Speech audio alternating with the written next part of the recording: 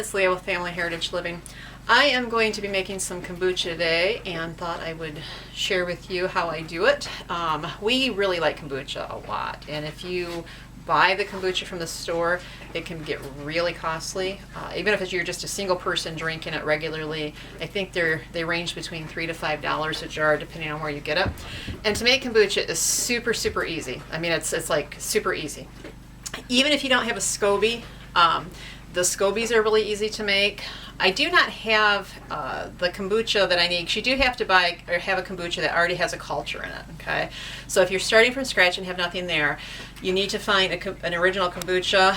And I wish I had one, because I'd show you how easy it is to make the SCOBY, but I'll do that in another video. For now, I'm just going to assume that you have a SCOBY, and or at least have access to a SCOBY, and show you what I do. If you drink iced tea, and you can read a bunch of different recipes on the internet or watch a bunch of different videos on it, and everybody's a little bit different on how they do it, and that's okay. There's really not one set way that you have to do this as far as a precise amount of ingredients. It's kind of, there's a ballpark and you need to stay within that ballpark, but you can kind of fluctuate a little bit depending on your own experience. So I make it my starter tea for the kombucha just like I do an iced tea. I use, depending on the tea that I'm using, about 10-11 packs of tea for the end result to be close to a gallon. You're not going to want a complete gallon of tea, because you're going to want to put your SCOBY in, and you need to put some of the liquid that your SCOBY is in.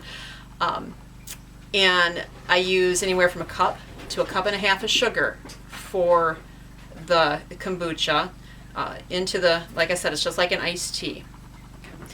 So, black tea or green tea is the way to go, and usually you need some black in it, especially if you're doing just a SCOBY, if you're getting your SCOBY going. But I usually prefer to do my kombucha with more black. I have split it, and I have gotten SCOBY out of, in fact I have a SCOBY here that I did completely out of green tea with a little bit of kombucha in it. But I use black tea. Try to get organic if possible. I can't emphasize enough. There's so many impurities in where the tea comes from anyways, so you want to try to eliminate as many impurities as possible, and organic is the best way to go. Everybody likes kombucha.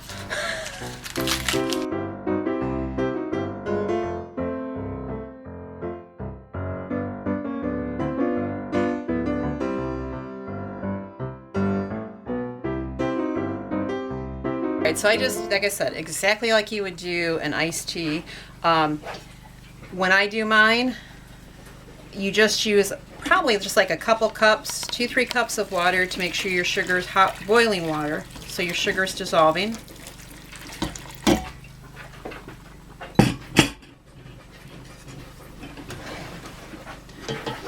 So once you get that sugar dissolved and your tea steeping, again, I can't emphasize enough, just like iced tea, 10-15 minutes. You can either let the initial liquid cool down if it has time to room temperature. I will typically, after it steeps, I'll remove the bags, and then I'll add room temperature water to get the amount of liquid I want. You've got to let your tea cool down to room temperature, because if you do not, it's going to be too hot for your SCOBY. If it's too hot, it'll kill some of the bacteria in it that you want to keep in there. But even if it doesn't, it will make that SCOBY sink to the bottom. That's not a big deal, but people like to see that SCOBY floating, especially when you're just starting doing this. You get a little nervous. You see the SCOBY sink all the way down, and you run to the computer and do the research. Is it okay if my SCOBY sinks? But if your SCOBY sinks, it's because your tea was probably too hot to begin with. I made this SCOBY this kombucha a couple days ago, and my tea was cool. I thought cool enough, but it apparently wasn't. It wasn't so warm that my SCOBY went all the way down the bottom, but it has not risen back up. So it's not a big deal. It'll do its thing and be what it's supposed to be. This is a SCOBY that I made, I'm trying to think, how long ago did I make it? 2 months? Yeah, it's been at least two months ago, and it's only the second time this SCOBY has been used. Very now, usable. I keep my SCOBYs You could call this a SCOBY hotel. Now look, I got several SCOBYs in here, and I'm depleted on my liquid, way low on my liquid. I need to add some more liquid, and that was because when I made this one the other day, I had to pour some off, and I was going to make another batch and use some of the liquid from here, but I got sidetracked and did not make the other batch, so I've got to pour some of this liquid in here. This SCOBY I made from all green tea. You can, and that's probably 2.5 months old too. And you know, you keep your kombucha when you're fermenting it and your SCOBYs in a nice darker type area, warmer area.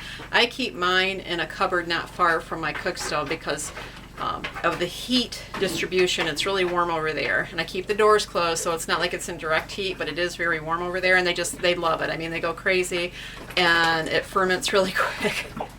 Exercise back there making fish lips. Can you get in there and see that? Do you really want me to get in there?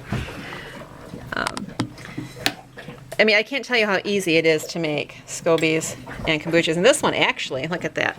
It's gotten thick enough that it wants to separate on its own. And so I'll end up with 2 SCOBYs from this, where I can have 2 more jars of kombucha going on. And if you have your SCOBYs too thick, it's hard for them to get the oxygen that they need. So eventually it starts to create an off flavor a little bit. Not that it goes bad or anything, but it does make your flavor of your kombucha different. I like a clean, crisp kombucha flavor. The first fermentation of your kombucha does not create the fizzy, kind of carbonated, I guess the natural carbonated flavor, or what is it, sensation, the natural carbonated sensation that you get in a kombucha. That is your second ferment. On this ferment, or this kombucha will sit for about 7 to 10 days. What I'm going to be looking for is I'm going to be looking for a strong vinegar smell. If there's ever, I've never had it happen, but if you've ever have a kombucha that maybe has an off flavor or an off smell, you know what, discard it right away. But as long as it's a vinegar smell, that's what you're looking for. And then I will take a straw. Can you go down here?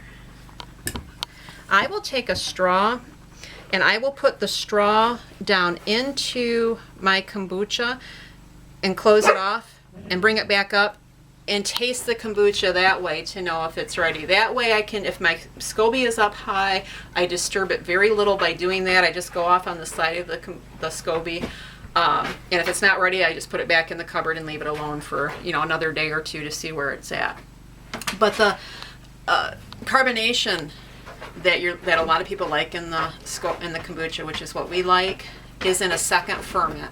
You do the first ferment, and after you get that done, you pull the SCOBY off, and then you put the kombucha into other jars with flavoring, and then you set those aside for 2, 3, 4 days or longer, and that's what creates that carbonation. So what we're going to do with this video is show the first fermentation, and then when it's ready for the second, I'll show you how we do that. And certain jars, it does matter a lot actually what success rate you have with what jars you use.